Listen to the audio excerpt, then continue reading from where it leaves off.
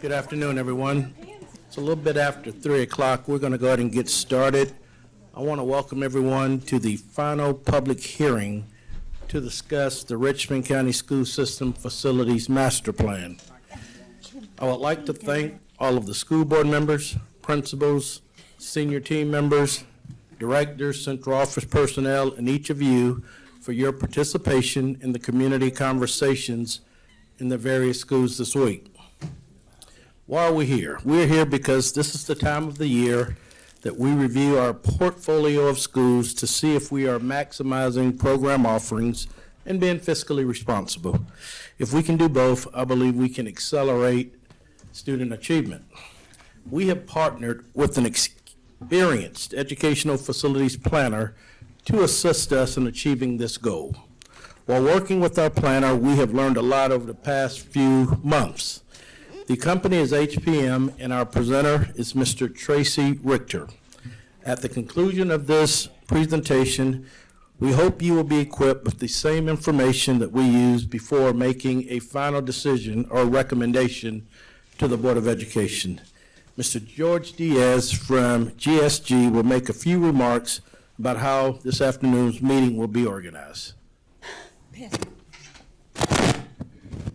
Mr. Superintendent and members of the board, good afternoon. Thank you for allowing us to be here with you all this afternoon, and thank you to all the members of the community. We have held over 5 public meetings, with this one being the first one held at 3 p.m. All the other ones have been held at 6 p.m. in an effort to maximize the opportunities of the community to comment, ask questions. If you weren't able to attend any of those meetings, I will ask you to please check Next Era EDU on YouTube. You can find all of those meetings in its entirety there, along with this meeting. Also, if you have any questions about the plans that you see tonight, and particularly some of the drawings or some of the strategies, you can find those on RCBOE.org. And just to reiterate, that's where you will find all official information that the board will be considering. Today at this board meeting, at this public hearing, what we will be doing is we will go through the same process that we went at all the other public hearings before this. One exception that we will have is there is a 4 p.m. meeting following immediately this 3 p.m. So we will open up for about 15 minutes of comments, and we will stress the comments portion. We've had all the questions, and if you have some additional questions, you can reach out to us and we'll be able to guide you through them. But we really want to make sure that we give the opportunity for anybody that wants their comment on the record to be heard as we bring this public hearing process to a close. Lastly, I'll remind you that on March 19th at 6 p.m. in this very same room is when the board will vote only on the 24-25 proposed plan. Anything beyond that, the board will consider at a later time, and in the meantime, they will only receive as information. With that being said, let me just read out a little overview.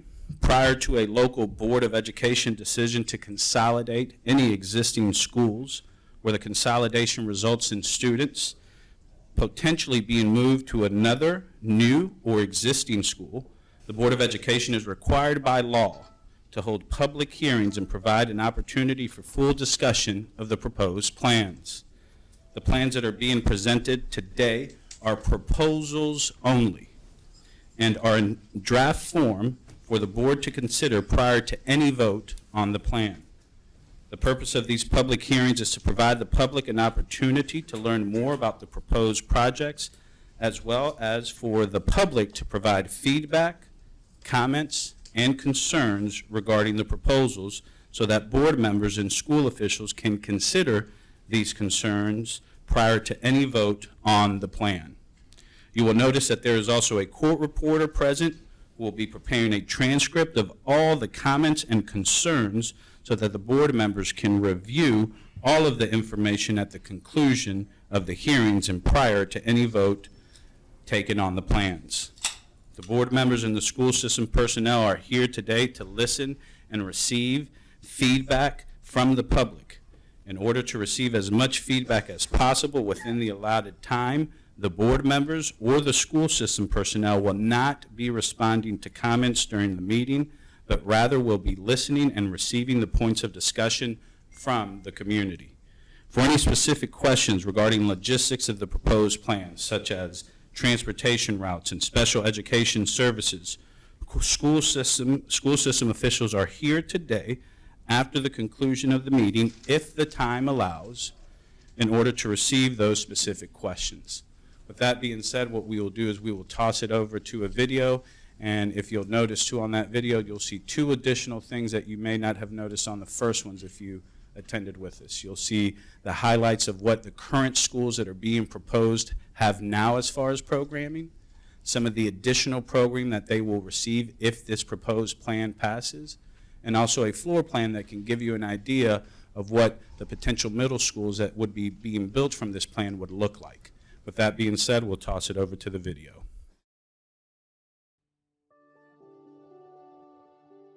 This is our home, Richmond County. We know its history, and we're invested in our future. These are the faces of tomorrow. Our kids deserve a chance to learn and grow in a community that cares. Our teachers are terrific. Our leaders work hard. And most importantly, our kids are filled with potential. Shouldn't we give them the best? But to do that, we must change. In the Georgia Milestones Assessment, Richmond County Schools ranked among the bottom 10 of the 180 public school systems in Georgia. Our aging buildings aren't able to keep up. Our children are not getting the education they deserve. Change is tough, but new beginnings make way for a better tomorrow, and that is worth it. In the past, we fell short, but we can do better, and we will. We can give our kids state-of-the-art buildings. We can offer them more teachers, staff, and programs. And the state of Georgia will pay for it. But first, we need to adopt a 10-year vision that brings more money into the district, using state funds we currently don't qualify for. Here's how it works. Georgia requires a minimum number of students in schools in order to get funding. Today, many of our schools do not meet the minimum enrollment required to maximize state funding.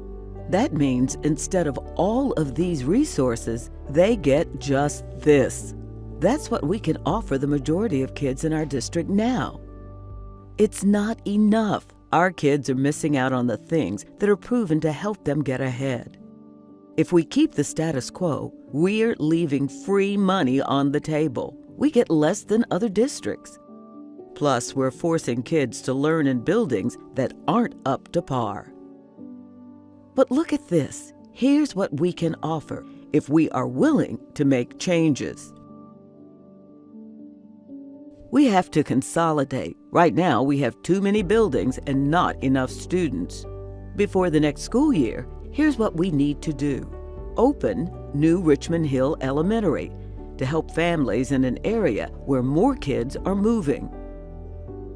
Opening a new Bel Air Middle School will also balance out classrooms. Building a new Langford Middle School means moving students to Tut. This paves the way for faster construction. We need to close Spirit Creek Middle School. The same is true at A. Bryan Mary Elementary School. The conditions in those buildings do not meet our students' needs. These recommendations came from the brightest minds in rebuilding school systems for tomorrow. HPM informed by a community task force. Together, we created a master plan. By evaluating existing facilities, tracing population trends, finding ways to get more state funding, preserving history while advancing technology and career opportunities. Now HPM is leading community conversations because we can't ensure the future of our children without your help. This isn't easy, but we're going to do things to decrease the impact on our kids. First, we're going to keep as many students together as possible. We're also keeping teachers and staff. Next, not only are we offering brand new buildings to many students, but this will allow others to get much needed upgrades. All throughout the process, we made sure buses will be there. And finally, we're preserving history. We're working with staff and alumni to make sure that's not lost as we work toward a better future. These changes are painful, but here are the facts. Studies tracked test scores, grades, and attendance. They all improve when kids move to fully funded schools with better facilities and more programs. Bigger schools don't mean bigger classes. In fact, it means more art, music, and the ability to learn languages and participate in sports. This isn't just happening in Richmond County. It's everywhere. Families are having fewer kids. Our schools were built for more kids than we have. Old buildings have high maintenance costs. According to the Government Accountability Office, 97% of U.S. schools need security updates. 87% are desperate for better technology. Aging buildings impact housing too. Some neighborhoods which once served hundreds of kids will only have a handful. That's why 40% of our students don't stay in the neighborhood boundaries for high school. We need to adjust our school strategy to adapt to these changes. If not, our kids will only get left further behind. We can give our kids state-of-the-art buildings. We can offer them more teachers, staff, and programs. We can build a better foundation, offer world-class education, and ensure a better future. And the state of Georgia will help us pay for it. But first, we must change. Want to learn more about how this impacts your kids, your schools, and your neighborhood? Head to our website. There you can enter your address and see an interactive map showing the changes needed to ensure our kids keep up. This is just the first stepping stone to building a foundation for the future of a world-class education in Richmond County.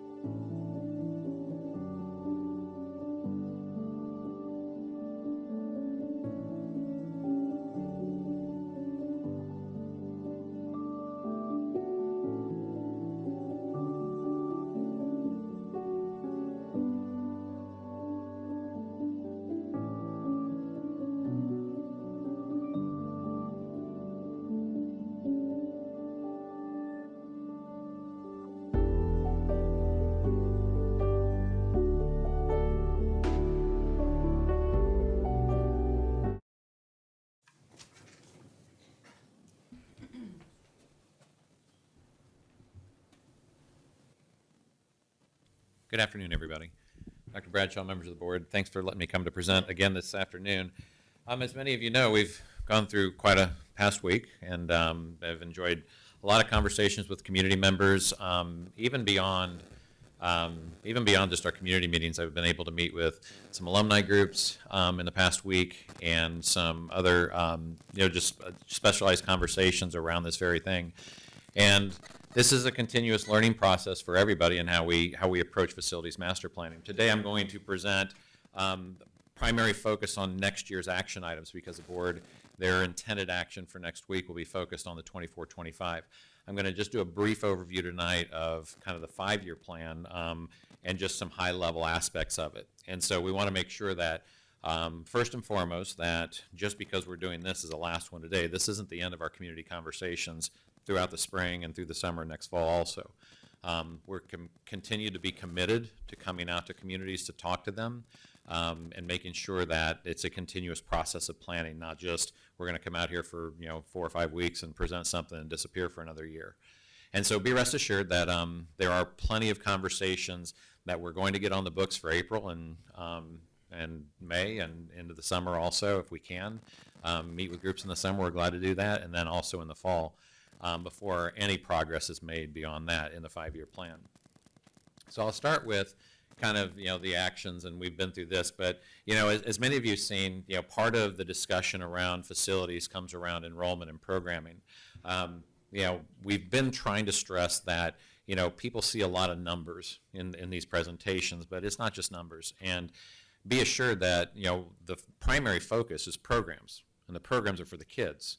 And to improve our environments for our staff, to get staff supported in the buildings from all aspects. And when we talk about programs, we're not just talking about kind of those specialized programs of like art and music. We're talking about special education. We're talking about career and technical education. And so the primary focus of this is on the student. It's primarily on the student, even though we talk about facilities a lot. And look, we understand the communities matter. We understand that the teachers matter. We understand that the kids matter, the community, all of it matters. But when our facilities don't support that mission, then facilities start to matter. And right now they matter because they have a huge impact on the day-to-day lives of our staff, our students, our community, and certainly as a district looking at this. One of the things that, obviously is contributing to this is decline in enrollment. And decline in enrollment is kind of right now, for some reason, just a big trend in public education and K-12 education.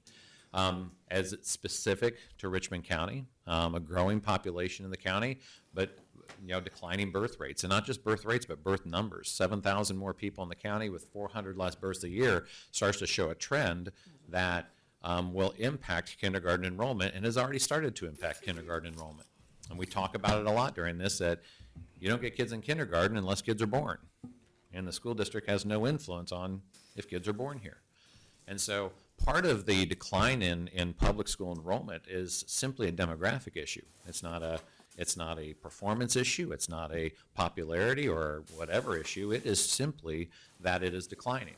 And here's the thing, is that what's interesting is that the other delivery models of education, private schools, home schools, charter schools, they're going to start facing the same thing. They can't have kids that aren't there either. And so they're going to be literally fighting for more and more children to go into their environments too. And so the public school has to be competitive in that. Well, you can't be competitive when the opportunity is to keep buildings and maintain buildings instead of programs and students. And so the focus has to be on making sure that we align this the right way. On top of that, you see that even the largest classes that are in the district right now, they were born back in 2007, 2008, and if you look back that far, the births are 900 less. And so we're not going to see kind of this increase. And one last thing that has to do with housing and how housing impacts us. Yeah, we see areas of growth, there's no question. But even in the largest areas of growth, we're not seeing huge impacts on student enrollment. We're seeing leveling enrollment, we're seeing small increases of enrollment, but we don't see big increases of enrollment just because new houses come in.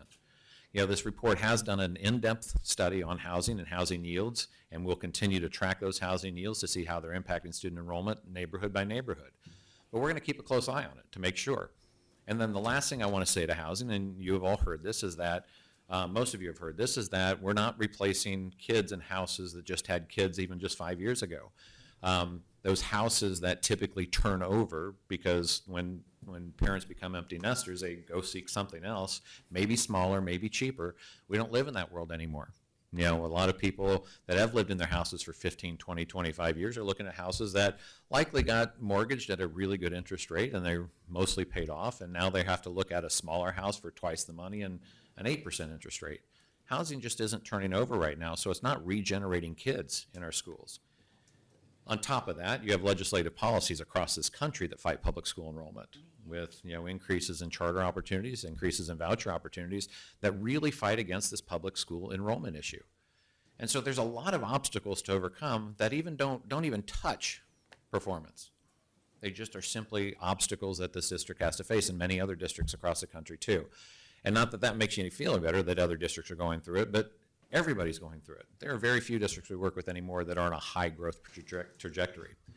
And so that is a primary basis for the reduction of enrollment. You know, the historical enrollment does show that, you know, just 10 years ago, there were 500 more kindergartners. And I think this is an interesting stat because this is the trend, and this is the tale of the district, is that even with, and you can see back in 2014, 2,670 kindergartners. Today, that's 500 less, which means 500 less per grade are going to drive through this district for the next 12 years. Just do that math. It's 6,000 less kids if we keep every kid in 6 years. So the concern with this is that as that domino rolls through the district and we see that there's less and less enrollment, the impact becomes even greater. And so to a point where we're going to see huge impacts on high school enrollment in a few short years. And that's very concerning with the number of seats that we have at the high school level. We've done, and I don't intend to read this other than just to let you know that we've done a live attend analysis. Many of you have looked at these and find them very interesting. That the high rate of student transport across boundaries, kids don't stay in their boundaries anymore. And even at the elementary grades, you can see there's schools out there that have 30% of kids don't even stay in their elementary boundaries. They're not staying in their neighborhood schools. They're going somewhere else. They're trying to find something else. At the middle school, it starts to increase a little bit. You know, you start to see schools that have 35% of their students leave the school that they're supposed to go to. And these aren't just going to magnet schools. They're going to other boundary schools. And so one of the questions you get asked in this is, well, why don't you just realign boundaries and balance the enrollment? Well, what good's that going to do if parents are just going to choose for their students to go to another boundary anyway? And if the policy is there to let it happen. Now, the other thing in House Bill 251, if there's room to move, you'll move. And right now, there's ample moving room. And so we have to make sure that the investment is a true investment back into the neighborhood and back into the magnet schools. And both are very important to the success of this district.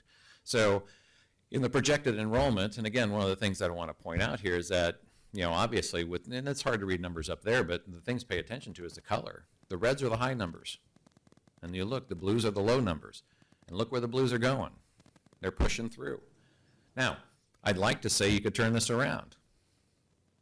But there's no babies being born. We don't see that, and we've already seen the decline of push-through enrollment. The housing's not producing as many kids as it used to, and people aren't replacing their houses with kids in houses. And so there's all these things that work against trying to increase this. And I've been sharing this all along, is that the goal here at this point in this district's history right now, the goal isn't about increasing enrollment. The goal would be to stop this decline. Run the demographic trend, but stop losing kids to those other factors that you can control beyond the demographics. And so the big concern here is that from 1995 until today, roughly about 1,200 less students at the high school. It's only going to take another 5 years to drop another 1,000 students at the high school level. So it took almost 30 years. It's going to take 5 years now because of the push through and enrollment.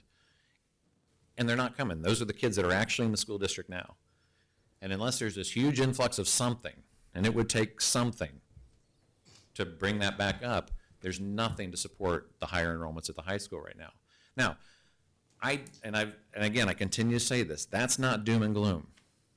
That's just having to adapt to the society, what society gives you and what the demographics give you.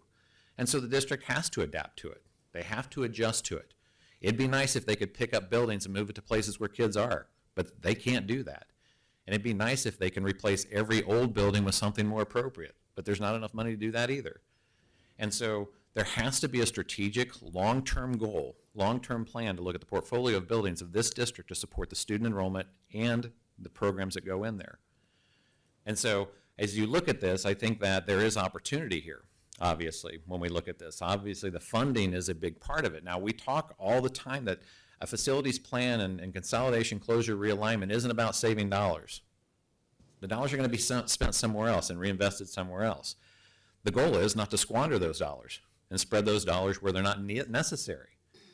And so when you're in a district and every district faces this very triangle, and this is what makes you unique as a Richmond County School District, is that you want those programs in there. You want diverse and robust programs for all your kids. And again, it's across the board. I'm not talking just the specialized programs. You want robust special education. You want robust career opportunities. You want robust extracurriculars. You want all of that stuff. And we should have those. Absolutely, we should have those.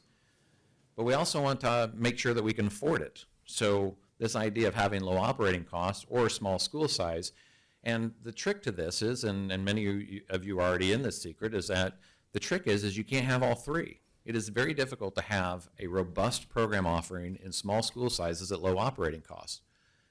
And if you go through the triangle, you can see that. If you want those diverse and robust programs in small schools, you're going to pay for it. It costs extra money to have that. And those come out of local dollars typically when that happens. If you want the low operating costs in small school size, you're going to suffer on the program side that you're currently doing. And if you go to the last one, if you want that kind of the diverse programs in low operating costs, you can't have the small school. And so the trick to any school district is just to figure out the shape of your triangle. Right now, Richmond County is in a position where their triangle looks like we want no programs at high operating cost in smaller schools.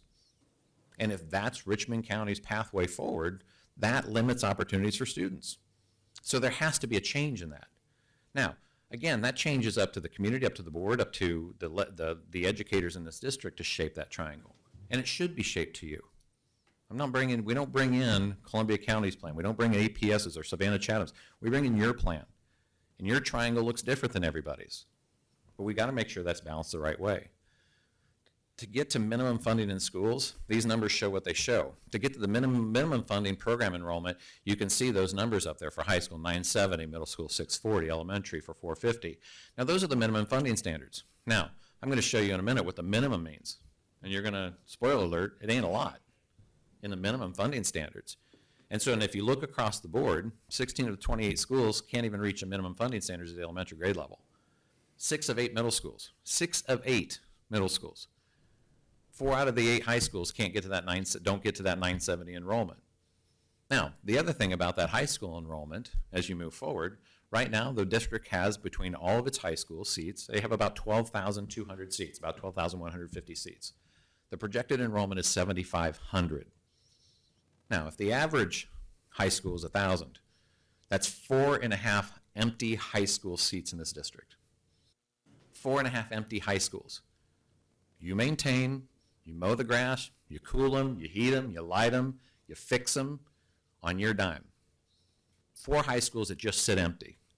Now, again, that's not my money to spend. But if money is being spent on bricks and mortar and trying to keep that alive instead of programs and opportunities for students, that's where we have to draw some sort of line and find some balance. And so as I look at that and I say, okay, so what does that mean from a minimum funding standpoint? Well, at the elementary school, if you can get to that minimum, yeah, you get that principal, you get a half principal, which means principals share their time, assistant principals share their time. You get a half nurse, a guidance, and a media specialist. But you get to pick one of the 3 for specialties. Now, again, I think this is pretty typical in the state of Georgia, and when schools stay about that 450 or 500 number, that the local community typically, with their share, pays kind of those extra courses out there, making sure that that full liberal arts program is available. However, if you can get larger, but if you get below that, this is what's concerning, 16 of 28. So you see the grayed out areas now. So from the below perspective, you get a principal and a half nurse. Now that's, again, so the way that the state funding works is that the state of Georgia gives you so much money for how many students you have, which means you get so many nurses, so many principals, so many APs. And let's just make an example. If you had enough students that say you need 10 nurses and you have 20 schools, but you have plenty of capacity in those 10 schools, but you have 20 schools and you need 20 nurses, you pay locally for the 10 extra nurses. And just go down the list of every other position. And so when we talk about maximizing those dollars in schools, this is what it means. Now, what starts to happen, and I'll make this example at the elementary school because this is where it becomes really prevalent, is those schools that do make the funding level, that have the availability to get to a more fully funded program offering. So what starts to happen in a school district, and maybe rightfully so, in order to offer equity across the buildings, so everybody gets a nurse, or everybody gets a media specialist, everybody gets an assistant principal, everybody gets a guidance counselor, or just go down the list, what starts to happen is that those schools that can get fully funded, dollars come out of those schools to help fund other schools. And so trying to balance that, or they lose a position, a half position, and don't get the full services of something that they deserve in their building because they have enough kids in there. And so in essence, you're robbing Peter to pay Paul. And so what it does, and I've made this example all week, is that in essence, it's just cut down the fence so everybody can see over the fence. Well, the problem with that is it defeats the purpose of the fence. The same thing happens here, is that if I get a school that's fully funded, but I don't get to use all the dollars to be a fully funded school because they have to go to schools to keep them open, then we're cutting down programs so everybody can have something, instead of all kids having everything that we need to offer them. And so again, it's where we have to draw the line on this. At the middle school, you can see that half principal or that one assistant principal, and then advanced world languages aren't existent. Those CTE courses that students need for exploratory aren't available. And not just CTE, but more full liberal arts stuff. Also in this funding model, you can see that if you get full funded, which is that 750 mark, yeah, we start to get more offerings in these buildings. And that's exactly what we want. The high school gets more dramatic. The minimum, this is the minimum. Remember, 4 of your high schools are under the minimum. Only 2 APs, only 2 guidance. You lose a PE teacher, or you lose 2 PE teachers, or world languages, choir teacher. All that has to be locally funded then. And so it's on your dime to pick up so we can get those programs in there. Now, again, are you willing to do it? Well, those dollars only go so far. And we want to make sure that if you can get those buildings to those higher enrollments, that we'd like to get it. Now, fully funded at 1680, and we've talked a lot about this, I don't anticipate that, the goal is to get to 16 or 1700 student station high schools. I just don't think that fits the Richmond County school profile and the citizens of this county. But we would like to push higher in those numbers. We'd like to get schools to 1,200, 1,300 to start getting close to this funding. And look, you have a couple schools that could reach a potential of 1,600 to get fully funded with their capacity. But that means that you have to reduce high schools in that case. Now, that's a really hard discussion to have. And so the discussion, but again, I continue to say this and speak very plainly of this, is that if you look at those high school numbers and you talk about, and I understand tradition and legacy, I get it. Understand completely. And then to think I don't is pretty short-sighted. I get tradition and legacy. But when tradition and legacy start standing in the way of programs and opportunity for children, I draw the line. And that's what I do. If my school district was doing that, I would look at the administration and go, why can't I have a program and you want buildings? And so I think there is a balance between the two. I don't think you scrap legacy. I don't think you scrap tradition. But I do think that you have to understand that at some point, one gives and the other one gives too. And so from that perspective, we are really focused on these programs and how we get there. And so what we're going to just focus on, and again, because this is what the board is going to look at for next week, are those recommendations for next year. Now, obviously, with the opening of Richmond Hill Elementary, the new elementary, we've got some boundary changes to make and to accommodate that are going to look down the road that impact Wheelus Road and Jamestown Road, and some of the planning units that attend those schools currently. We've got the Richmond Hill K-8 conversion to a middle school, which again impacts those same feeder boundaries from that we get at Richmond Hill Elementary. But then we have some impact from Tobacco Road, and this also has an impact on the Glen Hills because those are the same planning units that are in those Jamestown and Wheelus Road planning units.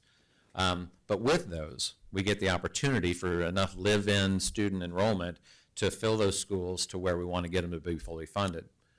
Also then at Bel Air, with a middle school, a new middle school opening, and conversion of the current K-8 to the elementary school, we're going to see that we're going to create full feeder patterns, and probably the biggest move we see is the entire Copeland Elementary boundary to be a full feeder over to the Bel Air, and it would come out of that Langford boundary. And so there's a balance there for enrollment for the new school that's going to come online at Langford, at the Langford site in a couple years.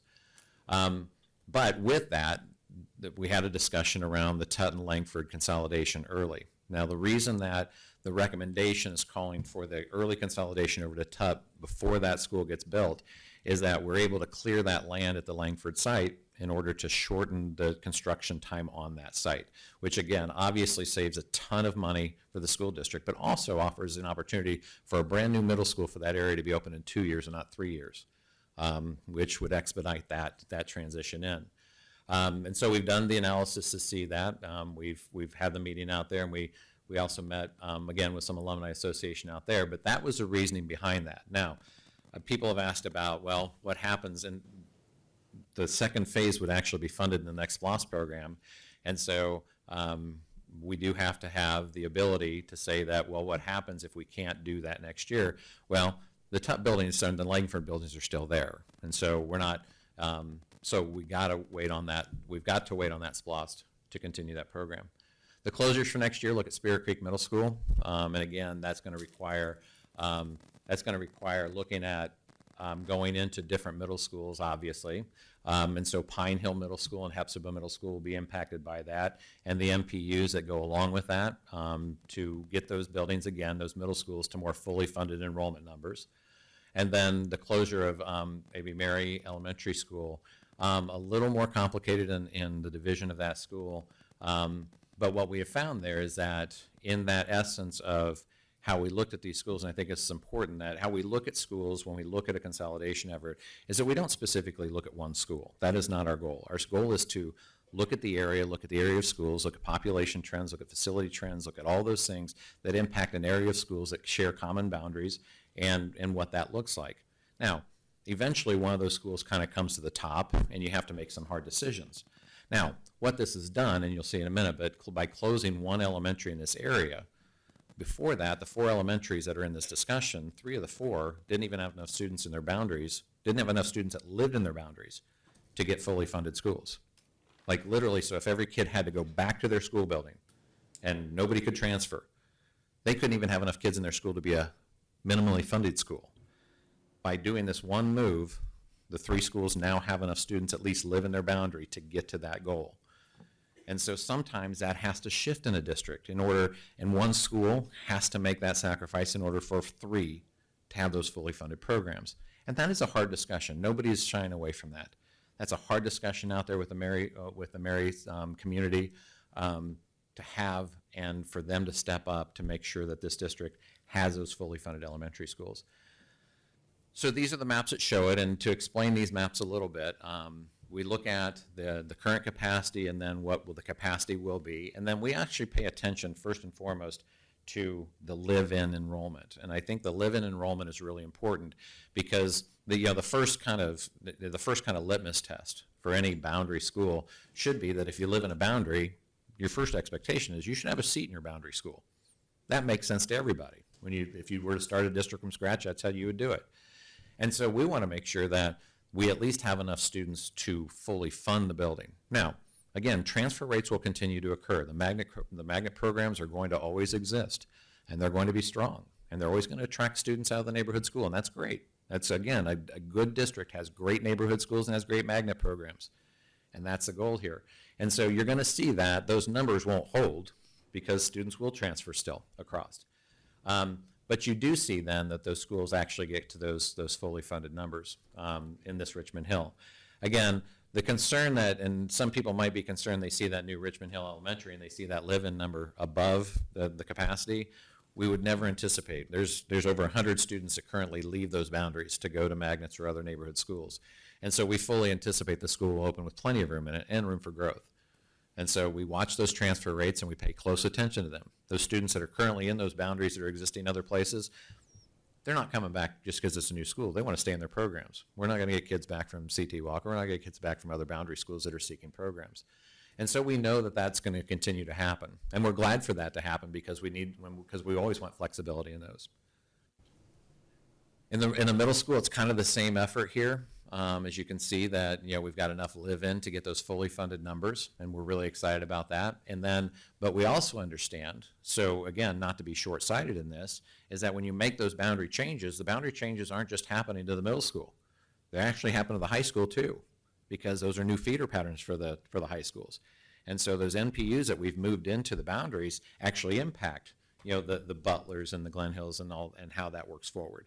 Same thing for Hepzibah. We've done the same thing. So we're projecting high school enrollment based on the live-in, based on these moves in elementary and middle school, because we know they're going to be there. So the new Bel Air, again, the biggest conversion of this is that the Copeland boundary moving over already, including asking the current Copeland or the middle school kids that live in that Copeland boundary to move over to the Bel Air school, to the new Bel Air Middle School. In that, we see that right now the capacity opens at about 800, but there's a 12 classroom addition that won't quite be finished when we open school next year, but it will be finished by the middle of the year. But again, of these 867, this one, for some reason, I know this number sticks in my head, of those 867 that currently live in the boundary that we show, the new boundary for Bel Air, 133 of those kids leave for Magnet right now. And so we already know that that 867 isn't a true number to come into the school, and there's going to be plenty of room for growth in an area that will continue to grow. And so we have some flexibility there. And again, the Tut Langford, again, we're in this situation where there's plenty of students that actually leave this boundary to fit into the capacity of Tut and Langford as we move forward. And again, with moving the Copeland kids out, there's going to be plenty of room in the consolidation at Tut to ensure that there's plenty of room there for it. And then we can move them again in 2 years. The one thing I do like about the early consolidation, we went back and forth on this early consolidation a lot because this was an important topic. Just making sure that first of all there was enough room in the buildings. You know, reallocating that Copeland boundary was a lot also. But we wanted to assure that we could get that middle school open sooner than later. And with that, the students currently at Langford will be the rising 7th and 8th graders, so those two classes will be impacted. And they will graduate out of the middle school, and then when they graduate out of the middle school, those next 3 classes will only make one move over too. And so it's the smallest impact on the instructional pathway, because those new students that are going to be in the next 3 years will only make one move because they're not in there today. And so that's a way to minimize some student disruption when you're moving school buildings.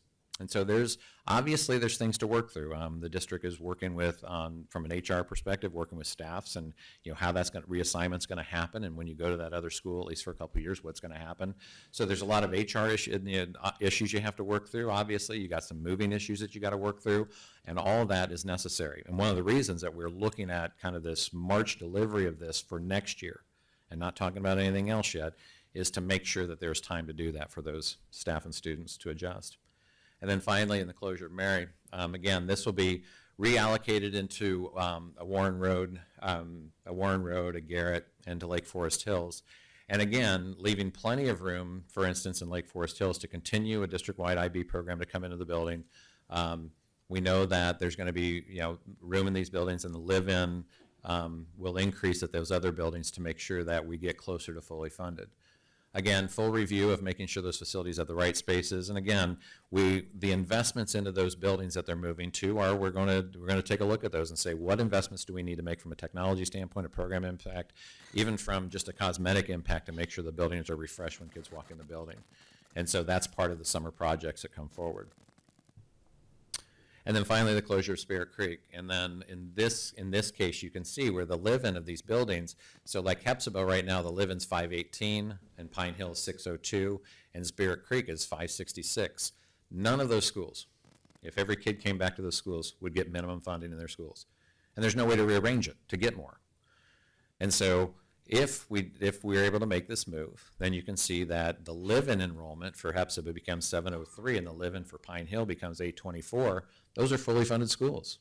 Now, again, we'll have some movement out and we'll have some movement in, but at least they have the opportunity to be fully funded. And so we've provided that opportunity. And again, it is Spirit Creek who steps up to ensure success in the district.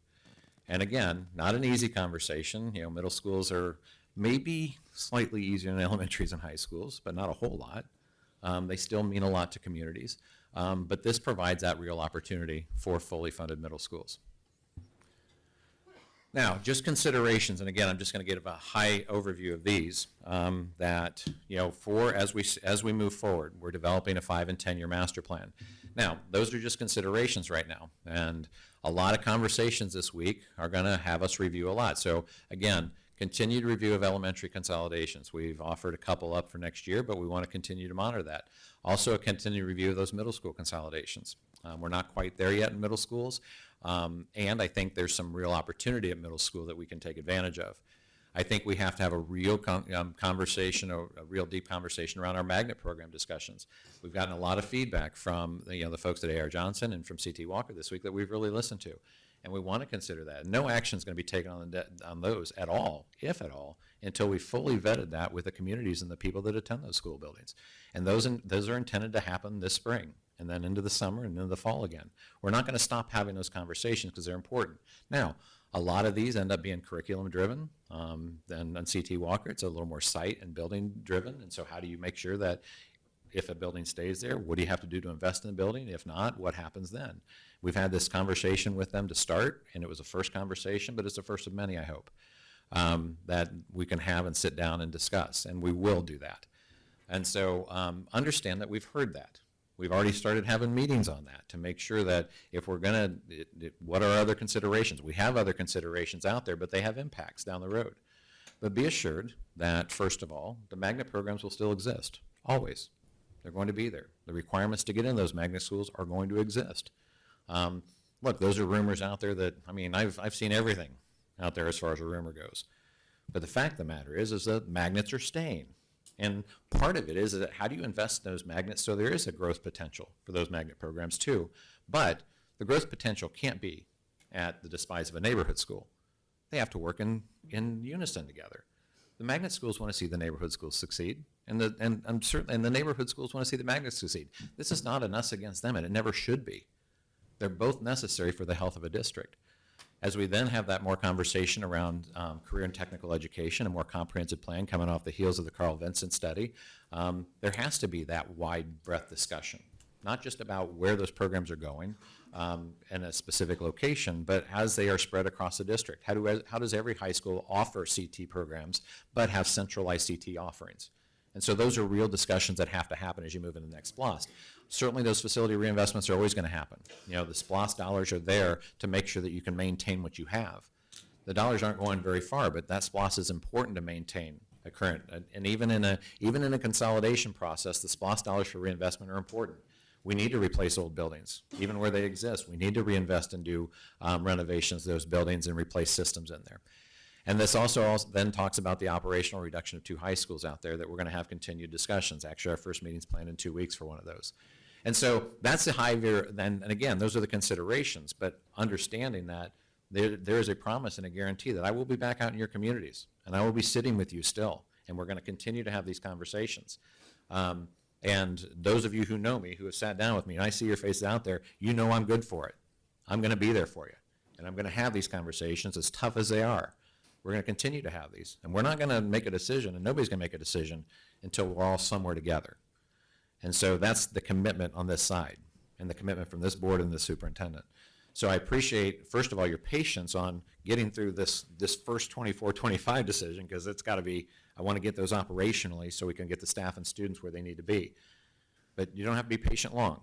Next month, here we come. We're going to be out in your communities talking about this. I've appreciated the invitations out. I've got an invitation out from ARJ. I'm really appreciative of that. I'm looking forward to getting out to the building, seeing that community.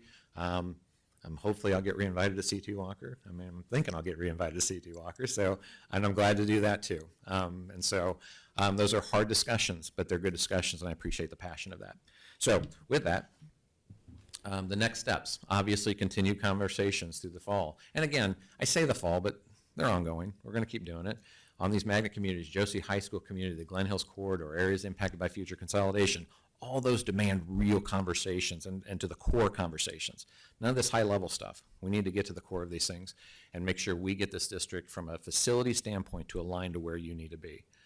And so with that, we are going to open for comments today. And in order to meet that kind of timeline, I'm not going to respond like I have been. I've been responding to every question, but I'm not going to do that today because I want to get more comments in today. I'll be sitting here taking notes for you, though, and you know I'm available for questions always to you. But I want to make sure we get as much together. Okay? Thank you for your time. So even though there is a scheduled meeting at 4, leadership has decided to be able to open the room to give anybody opportunity. So if you'd like, you can approach that microphone right there and line up against the wall, and we'll give opportunity to folks to make their comment. If we get to a point where we see that there are no additional comments, then unless there's any objection from leadership, we'll bring this meeting to a close and allow them to move with their 4 o'clock meeting and their order of business. But with that being said, go ahead, ma'am. My name is Monique Glaswell. My comments is to the board. 12 years ago, y'all took Murphy Middle School. 5,000 signatures and a whole bunch of parents came to y'all and said, leave Murphy alone. We had $12.5 million to get our new building, but instead, y'all put us on Josie's campus because those numbers were low. Murphy and any other school in this community is equal. Y'all didn't listen to what we as parents said, and we asked y'all to leave us alone. We had just got us a piece of a brand new building, and you still moved us. Murphy has history as well, but y'all didn't care about that. We had a dedicated special education teacher who died at Murphy, Miss Wells, 1999. There was something there for Miss Wells because of how she ended up getting in the hospital and losing her life. Y'all didn't care about that, y'all moved us anyway. Y'all moved us right on over to Josie campus. Now here we go again. Murphy is up and having to be moved all over again. Is there no respect for the parents and the kids at Murphy? Murphy don't have anywhere to feed into this saying, we're just gonna start calling Murphy to move her whenever you get ready to move her. Because apparently there's somewhere in the air that the Murphy parents or the Murphy community doesn't come out to support their buildings. But they did. Y'all didn't listen. They did. Y'all absolutely did not listen. And this was before Dr. Bradshaw got here. We all know who was in leadership at that time. I think the consideration that you all are taking for any other school not to be shut down, the same consideration should have been taken for Murphy. I don't have anybody going over there having that real conversation with Murphy. I know I'm not a parent at Murphy, but I've been and I supported that school over and over and over again. And I say to you board members, when we're into closing schools, remember the previous schools that you closed. That's what I have to say. Good afternoon. My name is Alicia Rucker. I do have a child at C.T. Walker Magnet School. I am also a real estate broker, so I just kind of want to touch on that for the last 15 years in several different states. And so just a few points. I'm talking for some of the magnet school parents who have not had the opportunity to work. As a matter of fact, I just ran into a nurse today. Her son is at Richmond, TC, and I apologize. So she just there was a lot of parents that weren't able to make it out. So I just wanted to touch for the magnet schools. And one of the things that we're seeing is that as a broker, what I'm seeing is that, you know, real estate rates are actually coming back to normal. I've been doing this for a long time, so it's normal rates. People still are relocating here. They need a reason to come to Richmond County. And it's always school driven. I'm relocated here myself, school driven. Our magnet schools are performing. They are causing parents to want to move to Richmond County for our magnet schools. And I do care about all schools, but our magnet schools their funding is not affected the same way. So why are we making changes to that? We're also performing high, so why are we making changes to that? We've also done several things to our buildings to make A.R. Johnson work where it is, to make the other school work where it is. So we're just, you know, I'm just speaking on behalf of several of those parents that are like, if our funding doesn't change according to that, we're performing as we should, we're actually causing people to want to move to Richmond County. Why are we making changes there? We're all for the improvements of the county, of the school system, of everyone, but why are we fixing or changing things that aren't broken?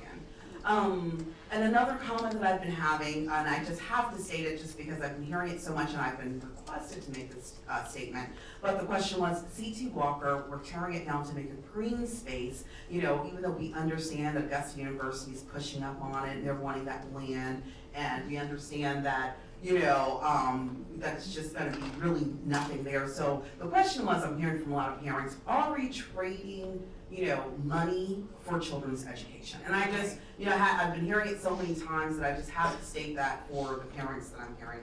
And then another statement I'm hearing for all teachers is, moving classrooms is hard. It's hard work. You usually have one teacher in the room. They have a lot of things to move. How does that, who's helping them? Or is it just gonna be a one teacher for every classroom? I also teach on time to time for CT Walker. Those classrooms have a lot of things in there. How does that move her work? How do we support teachers in making the move? And so those are some of the other questions, because that's a lot for our teachers to have to do. Thank you for your time. Hello, my name is Tiffany Prieto, and my child goes to CT Walker. Like my colleague just said before me, a lot of people do come to Richmond County, like myself, because of the magnet schools. I'm originally from New York, and I actually came here because of CT Walker and what I've looked at in the history. And so my family lived down here, and I decided to make that big decision. And so I expressed this the other night, but when those children receive those letters saying like, hey, you're going to this magnet school, they get extremely happy. And they put a lot of pride into being a Wildcat. And I can't speak on behalf of all of the other schools, but I could just speak on the behalf of like what we have experienced and how being a part of CT Walker has helped change my life and my family's life. And also, we also have incorporated people outside of the state into CT Walker's culture by raising money for the school. So my number one question is, what are we doing with the money? We raised over $40,000 between this year and last year. The year before, we were told that that was gonna raise a playground for the students. The students put their name behind that. They were branded behind that. The video was placed with their faces on there, where they had to pass that out to family and friends to support their dreams, which is to create a bigger playground. And then this year, it was told for reconstruction of the school. But how are we gonna reconstruct the school that is told to be broken down this year or the next year or 5 years to come? That's not having integrity. That's not teaching the kids to be honest. That's not teaching the kids to not be deceitful. That's teaching the kids to do opposite of what a lot of our parents are teaching us. And that's not what I'm going for, because when I've put my daughter into the school and I've allowed her to have discipline and taking a test and going after her dreams, raising money for that playground was a part of that. And so to tell kids that, hey, the school that you've been raising money for and having booster-thons for and having field days for and rejoicing for and celebrating small wins is gonna get knocked down, I don't think that that's fair. Because we all were young at a time and point, and we all have that inner child in us. And so we have to consider things like that. Even though we're adults right now, we once were a child. And people gave us false hope. And I don't want Richmond County to do that to people like CT Walker. I'm not even from this state, but I speak on behalf of people that have been here before me. This is not my native land, but it's a part of me now because it's a part of my kid. And so I want you guys to consider that, because it's bigger than a recreational center. It's about integrity, and it's about what we're teaching our kids from now. So I just wanted to really alliterate on that, because this could affect our kids forever and how they decide to live their life moving forward.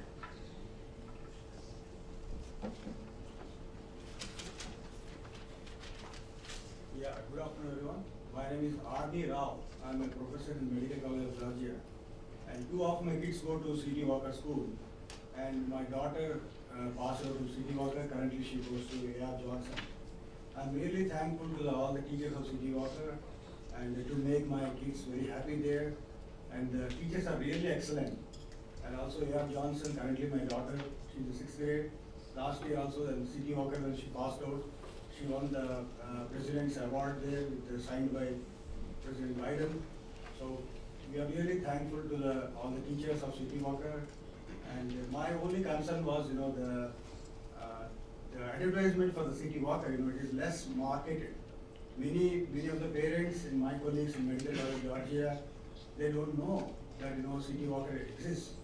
So maybe there is a way to market more, to attract more kids, And also, a solution, I agree with also the implement regarding the demographic difficulty.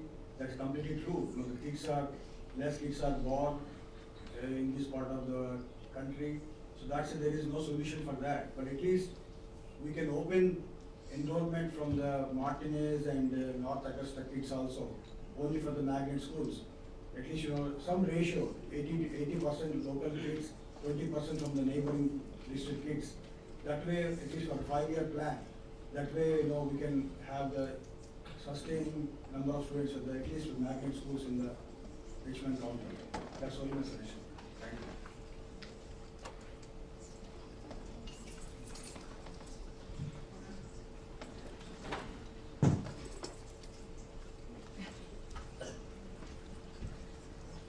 Ma'am, did you have a comment? Are you in line? Did you want to? Yeah, I do. So I just wanted to say that to all the parents at CT Walker, I hear what they're saying. I've been hearing them over the past few days and weeks about keeping CT Walker where it is, but I have thought about it and I've spoken to the folks over there at CT Walker. That the kids from Hornsby really need to be able to be in the vicinity of Lane, the high school, right? So they can have access to programs that our kids have access to. Because we go and we find the programs, we will take our kids wherever we need to take them. Now, that's not saying that we want to go all the way across the moon, but we will go and chase down a good program. And so I think that it is a good idea with, like my brother said here, a lot of people are going to be impacted by that decision. But when it comes to moving the teachers, I think we can figure out a way to help the teachers move so they don't struggle with that. And I think we can figure out, a way to make sure that everybody gets what they need. But I do appreciate that program. I appreciate the district finally looking at those kids at Hornsby and giving them opportunities and considering them too, right? Because it's not just our kids, it's everybody's kids. It's the community that we are looking at. And it takes us making space for other folks, other kids, the kids who are marginalized, the kids who don't have access to these programs. I think it is a wonderful idea.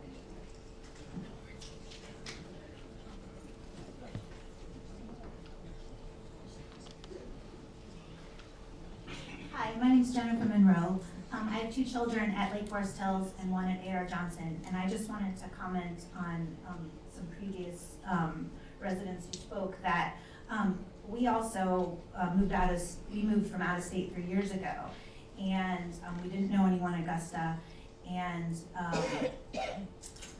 you ask your realtor and ask around and where to go to school, and we got a lot of pushback not to go to Richmond County. And I did a lot of research on it, looked at the climate scores of the schools, looked at the programs, and we decided to send our children to school here and have been nothing but pleased. Like, so glad it's been a perfect fit. We've been pleased with elementary, and A.R. Johnson has been wonderful. And so I just wanted to echo, I believe someone from CT Walker had said that A.R. Johnson too doesn't seem advertised enough. Like, we didn't even know anyone at Lake Forest Hills who went there when my 5th grader applied. And it was a big deal for him to get in. We were very, very excited, and so was he.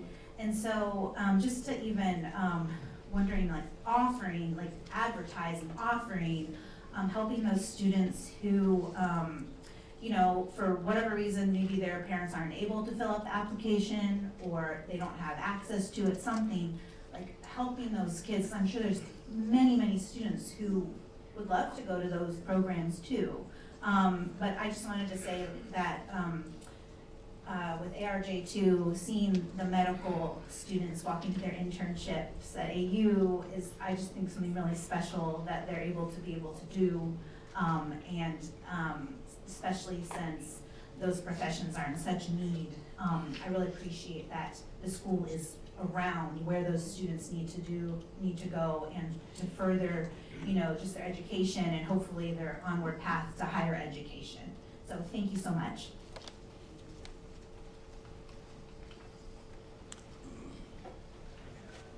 Hello, everyone. I just had And will you say your name for the record, please? Dimitri Rouse. My name is Dimitri Rouse. And I guess I just want to make sure that I did have a questions. I'll ask questions. You can, But when you're. you can ask your question and make your comment, we'll put it in the record. Okay. But I guess through the program, I heard programs. And those are good, and that's good. And we want programs.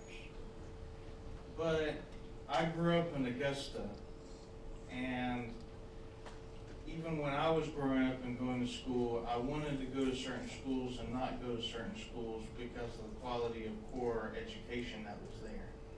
Math, language, science. And certain schools were kind of known to be better than other schools at the time. And that's even changed over the years too, since when I went to school from now. So I guess my question was, how are you evaluating that, and which schools you're closing, what schools you're moving to what schools? Because if you're closing one school down and they have better teachers or better core curriculum quality education than another school, then it would actually be detrimental instead of just looking at figures and numbers and as far as money funding for the programs. So just how are you evaluating that? It's easy to see numbers because we have all that statistical data at hand, and you can talk to alumni members from those schools, but of course they're going to boost up their school that they went to because they went there. You know, so it's a difficult thing to figure out, but we encourage when you're evaluating this plan to think about that and figure those things out. That's why I think everybody's so focused on magnet schools, because that's where the highest education in Richmond County is going right now. Davidson, C.T. Walker, A.R. Johnson. If you just Googling it, everybody's going to go there because those are the highest numbers in Richmond County. So that's why people want to go there. But as far as core curriculum goes and quality of education goes. So when you combine schools and do your thing, do it good, do it with style. Thank you for your comment. We will be wrapping this up at 4:15, but we'll still open it up until we get to that time. Go ahead, ma'am. Hello, my name is Asacia Hickman. I myself have a student who is enrolled at C.T. Walker. He's in 5th grade. This was his first year at C.T. Walker. Prior to that, my son was always in private school. So from the age of 4 all the way up to 4th grade, he attended private schools, various schools in the area. And I must say that being at C.T. Walker, there is a whole different feel for education. Just the joy for teaching, the commitment to make sure that these kids are ready from day one. All I heard was Georgia Mountain, Georgia Mountain. My kid, he comes from Georgia Mountain, Georgia Mountain. It's a drive and determination there. So I do ask that you do take that in consideration before you just demolish what they've worked for. These kids work hard, not just in the classroom, but as another parent said, fundraising. My son, I was like, if you bring something else home, not fundraising, and they want to do it. These kids work for this. So one of my questions as well was, where is this money going that they've raised if you're demolishing the school that these kids are working so hard for to try to improve? In addition to all of that, I ask that you all take into consideration why people are not coming here to Richmond County. I myself was not a resident of Richmond County. I moved here for my son to test. He worked hard to test to get in C.T. Walker. We just received a letter of acceptance for A.R. Johnson. Now for me to have a plan and we work so hard towards an ending goal where we're thinking we can go to high school here and all the opportunities that he will be allotted going to magnet school here in Georgia, and that possibly not being the plan, because now we see that anything can be uprooted. So I think that goes back to what the other parent was saying, like we have to stand for something. If we see that parents or people are not moving here to Richmond County, again, why? Has the board spoken with the city of Augusta to see if we can fix up some of the homes around here where in these areas where you don't have quality homes when you pass by vacant homes on every corner? Can we look at fixing those homes to draw attention here to Georgia? Again, when we start looking at sponsoring these schools and putting it out there that these schools exist. How I found out about A.R. Johnson was my mom is a part of the Zeta sorority, and they had an informational meeting, and they had a flyer that came in from A.R. Johnson about a Black History program last year. Awesome program. And the kids could be a part of the program by writing something and participating. So my son got into it that way. I loved the drive to put the kids out there, public speaking at the age of, it was small kids quoting, scriptures and quoting poems and all kinds of stuff. That was amazing to me. So whenever you guys are looking at demolishing these schools, interrupting these programs, think about kids who, my child is in elementary school. I'm already foreseeing high school. This is something we work towards. Please take that into consideration. As we close out with these last two comments, I will want to reiterate to the group, just remember that when the board votes on March 19th, they will not be voting on anything to do with any of the magnet schools. That is a few years down the road.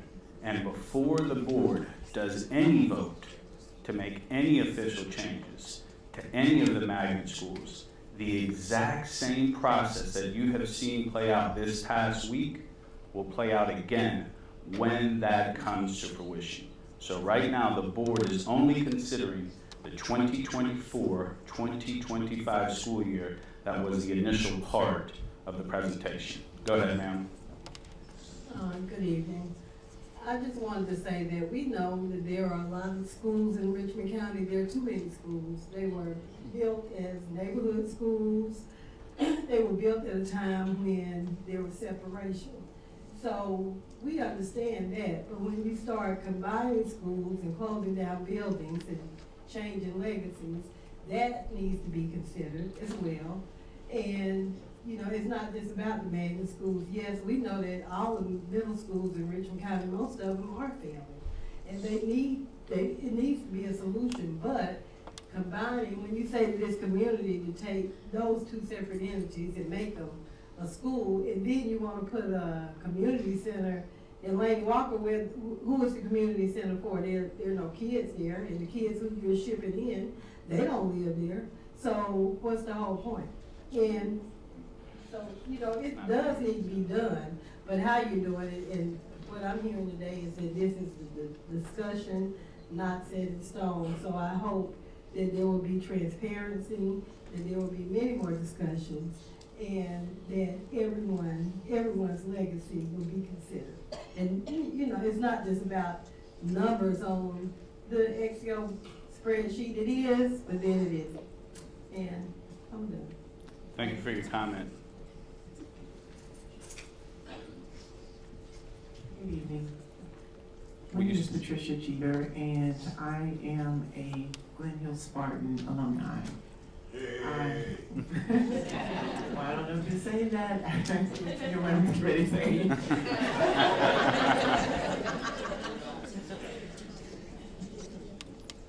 What I would like to say is I'm a proud Spartan. Glen Hills was once a thriving school. Whatever happened to all the programs at Glen Hills? What happened to the funding at Glen Hills? In my opinion, Glen Hills just appears to be a building holding kids. They're not thriving the way they should.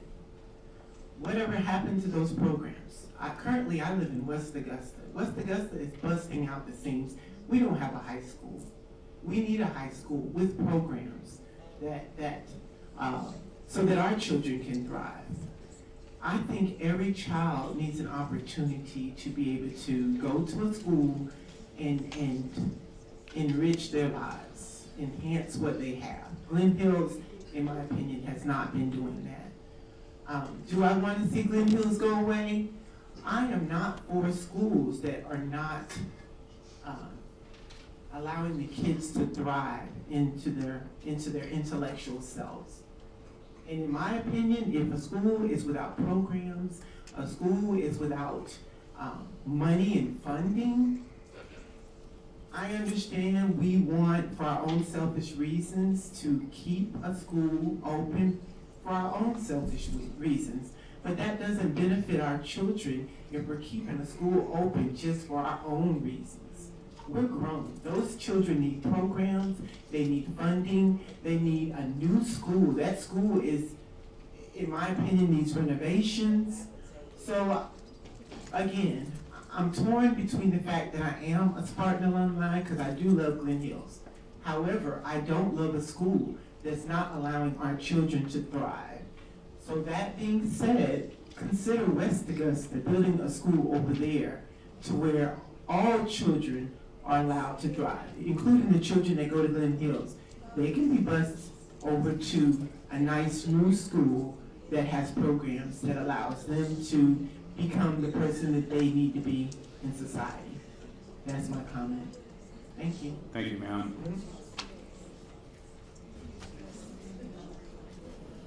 And the last time in here, if you'll state your name for the record, please. Delvin Howard, Senior. So, comment.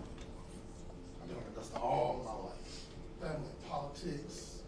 I understand a lot of things, but some of the parents might not. I get it. I've been watching this for 20 years, and everybody should have saw this. Take care of a man, you move that, move what, 500 children, 500 move the other way. Taking the south side, you're gonna move that, what you move, another 400 or 500 children. So this was going to happen. It was gonna happen.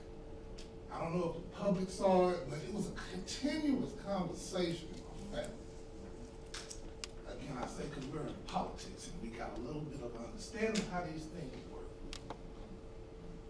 So I understand, Mr. Richard. I understand what you're saying. We've had conversations, I understand. I understand the situation. It does make some sense. In a business mind, it makes all the sense. But what about the people that it affects? This is a serious effect to not just parents. You got workers that depend on y'all to make the best decisions for them. My ex-wife, she's a teacher. She depends on y'all to make the best decisions for her, so she can provide for her house, our children. I expect y'all to make the best decision for the community. Parents here are expecting y'all to do that, you know. But there's a real serious effect to this. We gotta look at the whole thing. It's school.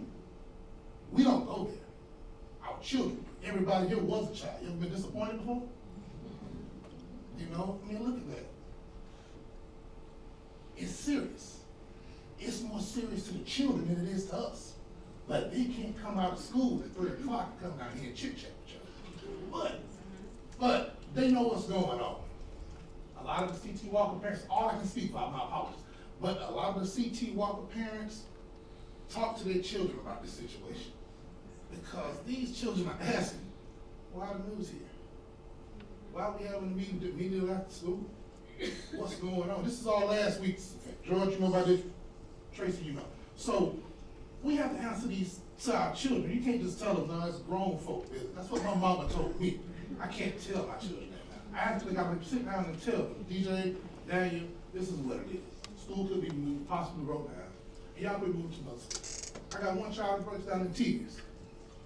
He's my 9-year-old, but he broke down in tears and he explained to me why. I don't want to leave, it's his kindergarten. So what am I supposed to do as a parent? Allow it to happen? I can't say anything? I got you. Because I don't know about y'all, but my children is everything.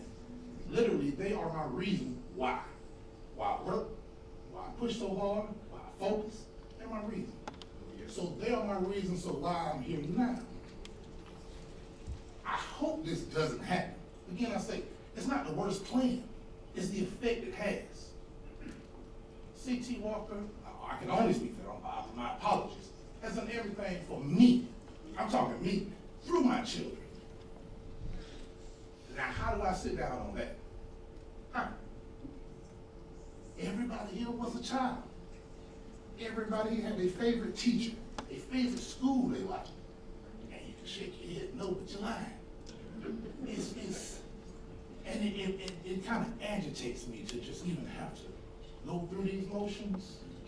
But just like me and the 400 parents from C.T. Walker that has reached out, emailed, text, I don't even know how they got my phone number, called. I'm with them. I'm with them. We're genuine people, as you are, very much. I'm not knocking anybody. We're genuine people, and we want the best for our children. I'm not even looking the best for myself. I'm looking for the best for my boys. So let's make the best decision. Teamwork makes this dream work. You know, we plan our work and then we work at plan. And honestly, we're not getting the best information that we need. We're not getting the most information that we need. These meetings are good. You know, a very disappointing thing to me was, and I apologize greatly to every school that we went to, starting last Monday, Tuesday, and Wednesday. We had to do that as C.T. Walker parent representative, because we had no meeting for ourselves. We had no one to listen. So the whole plan was turning into the C.T. Walker show. And I hope you like it, because we did our best. And anytime we need to, we will do it again. Not out of disrespect, it's out of love for the ones that love us. So let's see if we can come to an understanding that fits everybody's needs. Knocking things down is good. Building new things are good. But let's do it for the right reasons, cause, and let's make Richmond County look proud. We can always do better. Let's do better. Thank y'all for y'all time. So at this moment, we are at 4:25. I'll toss it back over to the board to close out this meeting and move over to the next order of business. Thank you, George. This ends the public forum session for today. I'd like to thank Mr. Director, Mr. George, for y'all's contributions. I'd like to thank everyone who attended and all the comments that were made. We will convene our March committee meeting at